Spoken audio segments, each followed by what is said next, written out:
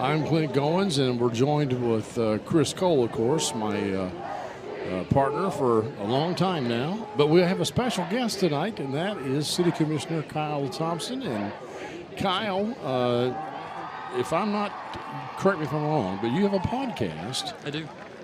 And you have the coaches on, and we do. We know a lot about these. We just started it this week. It's been in the works for the last few weeks. Our hopes are that we can introduce the community a little bit more to the inside of the program and what goes on with the program. I've had the opportunity to be a huge supporter of the program. Obviously, I was this size in 8th grade, so I was not a Franklin County Flyer alumni football player, but I've been a supporter for a very long time. I will say, though, that I was that size in 8th grade, too. Yeah. But I've put on about 7 pounds. Unfortunately, I stopped growing, Clint. And so the great thing about this program is that it's led by some amazing gentlemen that I really look up to. I think they do a fine job with these young men every year. Every year it seems like we come in and Coach James says we're young but talented, or I feel like we're going to have a decent season. What he probably was not anticipating was the fact that we were going to have a team that essentially is 3-0, having beaten 2 6A teams already, and one 5A team. A powerhouse 6A team at that, at Bryan Station, who was in the state semifinals just a year ago. And for the second time in the Eddie James era, they are 3-0 coming into their 4th game in the season. So there's a lot of hope and expectations, I think, with this first game.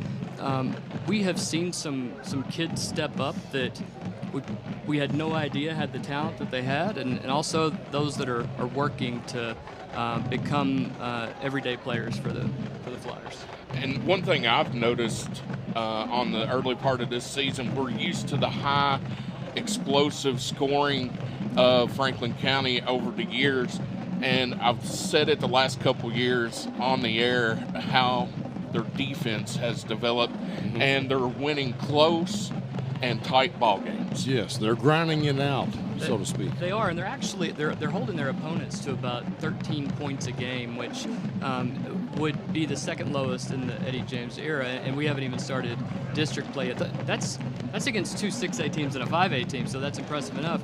But you have a kid out there right now, Jeremy Walters, who is starting Mike linebacker for the Flyers. He is about my size. I'm not going to lie. He's not a big kid, but he has the heart of a lion. This kid has 40 tackles already. Leads the team. And he leads the team. He had 19 tackles in the Great Crossing game. Unbelievable. Then you have another kid out there, Luke Toothaker, who has moved his way up through this program. If you see the podcast, we talk a lot about Luke and where he came from in his development. The kid has 19 tackles on his own already. He's got 4.5 sacks. He's got 5 tackles for loss, and that doesn't even mention the fact that he's also the starting tight end for the team as well.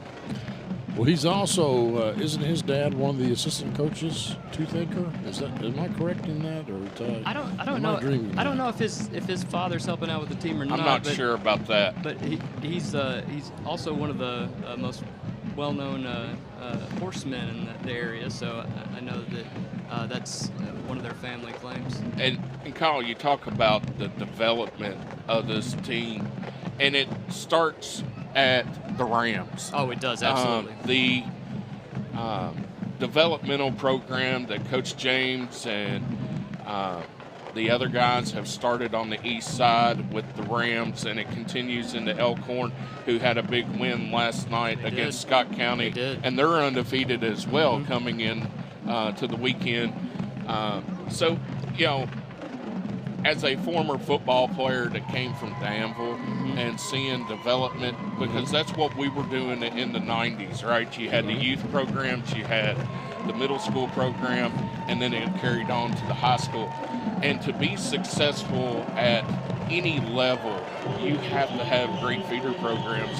And Coach James and his staff, all the way down to Coach Brock at Elkhorn and the guys running the Rams, is doing a fabulous job. Oh, I agree. Brandon Moore, who's the head coach down there with the Rams, is doing an amazing job as well. I will say, though, in a town like Frankfort, where it seems that we're struggling to have any momentum with any youth sports, what they have done with a sport like with football of all sports. This is not basketball where you roll a ball out and you're able to play with everybody. This has been impressive, and it has been these kids now who are in the high school program are the first set that have come from the Rams all the way through, and then you add those kids with a kid like Gavin Hurst. This is his 5th year. I like to call him the Renaissance man. Because he's a master of a lot of different trades. Well, and I had the honor and the dishonor of coaching against Gavin when he was at Elkhorn, when I was at Bonner. And he was the one player that we were really worried about because you really never knew where he was going to be at on the field. It's correct. He's thrown for a touchdown this year. He's run for a couple touchdowns this year. He also has 18. I think he's their third leading receiver. 17 tackles and the third leading receiver. He's running at an 18-yard clip every time he touches the ball for a run. He's the Christian McCaffrey. He really is to this team.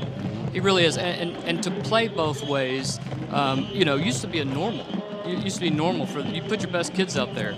So many specializations now with kids, and Gavin's a kid who came back in his 5th year, probably hoping to focus a little more on that. And his team has needed him to step up, and he has done that. And here come the Flyers through the tunnel right now. And tonight is youth night, as you guys can see. They had 140 kids sign up for youth night. That's awesome.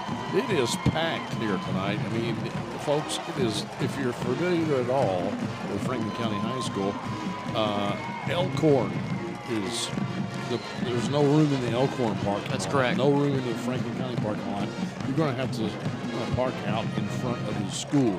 The FCHS class of 1966 is having a reunion, so we got a bunch of 75-year-olds out here too. There's some old school Flyer heroes out there that were on that team, so I think it might be interesting to see some of those guys. All right, we will step aside here just ever so briefly and come back with the kickoff right here on the Cable 10 Game of the Week. Thank you. Game of the